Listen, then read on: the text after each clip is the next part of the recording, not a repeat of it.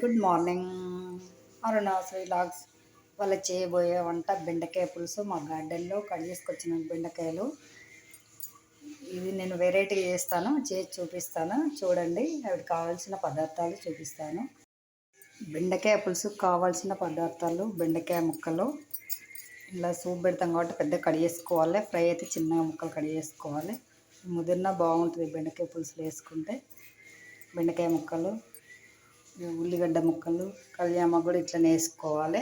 చిన్న చిన్న కావాల్సినంత చింతపండు పిసికి ఇట్లా సూప్లా వేసి వేసుకోవాలి. శనగపప్పు, మినపప్పు బాగుంటుంది. మంచిగా ఫ్రై అయినా సూప్కైనా. పల్లీలు కొన్ని, ఉప్పు కారం అంతే తగినంత వేసుకోవాలి. మళ్ళీ వేసేటప్పుడు నేను చూపిస్తాను ఉప్పు కారం. స్టవ్ వెలిగించిన, బండిలు పెట్టిన, ఆయిల్ వేసిన. ఇప్పుడు కొన్ని మెంతులు వేసుకోవాలి. మెంతులు చాలా ఆరోగ్యానికి మంచిది.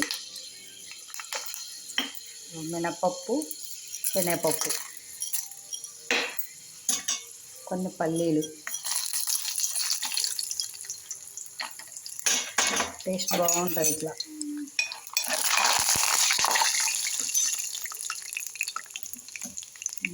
ఆవాలు వేగిపోయినాయి. ఉల్లిగడ్డ ముక్కలు,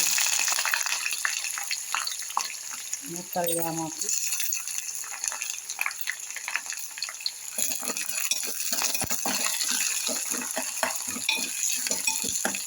ఉల్లిగడ్డ ముక్కలు మంచిగా ఫ్రై అయినాక బెండకాయ ముక్కలు వేసుకోవాలి. బెండకాయ ముక్కలు కూడా వేగినాయి. ఉల్లిగడ్డ ముక్కలు వేగినాక అల్లం వేసిన, అల్లం వేగినాక బెండకాయ ముక్కలు వేసినాక వేగినాయి. మంచిగా ఫ్రై అయినాక ఇప్పుడు ఇందులో ఉప్పు, కారం వేసుకోవాలి. కారం తగినంత. కొంచెం కారం ఎక్కువ తినే వాళ్ళు ఎక్కువ వేసుకోవచ్చు, తక్కువ తినే వాళ్ళు తక్కువ వేసుకోవచ్చు. ఇది చింతపండు పులుసు కాబట్టి కొంచెం కారం ఎక్కువనే పడుతుంది. పులుపుకి కారం ఎక్కువనే పడుతుంది. కొలతలని ఏం లేదు, మనకి ఎవరి టేస్ట్ తగ్గట్టుగా వాళ్ళు వేసుకోవాలి. ఉప్పు, సాల్ట్. పులుపు కూరలకు సాల్ట్, ఉప్పు, కారం కొంచెం ఎక్కువనే పడతాయి. ఈ కూరలకి కొలత ఏమి ఉండదండి, ఎవరికి నచ్చినంత టేస్ట్ అంత వేసుకుంటారు. పచ్చళ్ళు అవి అయితే కొలత లెక్క వేసుకోవాలని, కర్రీలకు మాత్రం ఎవరి టేస్ట్ తగ్గట్టుగా వాళ్ళు ఉప్పు, కారాలు అట్లా వేసుకోవచ్చు. ఇది మంచి ఇట్లా ఫ్రై అయినాక అలా చింతపండు రసం వేయాలి.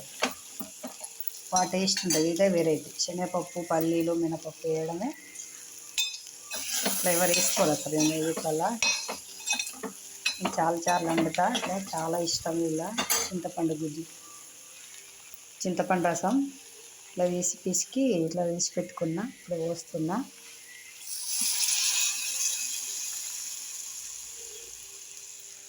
ఈజీ కర్రీ చింతపండు రసం.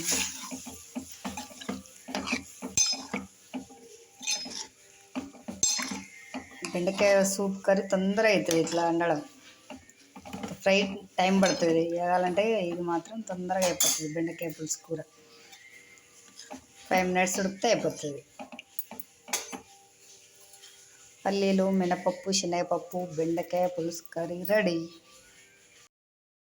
బెండకాయ పులుసు కర్రీ రెడీ అయింది. దించే ముందు కొంచెం మెంతి పొడి వేస్తున్నా.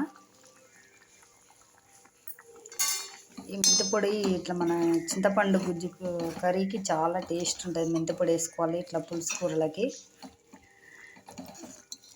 పల్లీలు, శనగపప్పు, బెండకాయ పులుసు కూర రెడీ. చూడండి, పల్లీలు కనిపిస్తున్నాయి. చిన్నపిల్లలకి చాలా ఇష్టంగా తింటారు. ఇట్లా బాగా టేస్ట్ ఉంటుంది. ట్రై చేసి చూడండి. హాయ్ ఫ్రెండ్స్, బెండకాయ పులుసు కూర రెడీ. అట్లా ఉడుకుతుందంటే రెడీ అయినట్టు.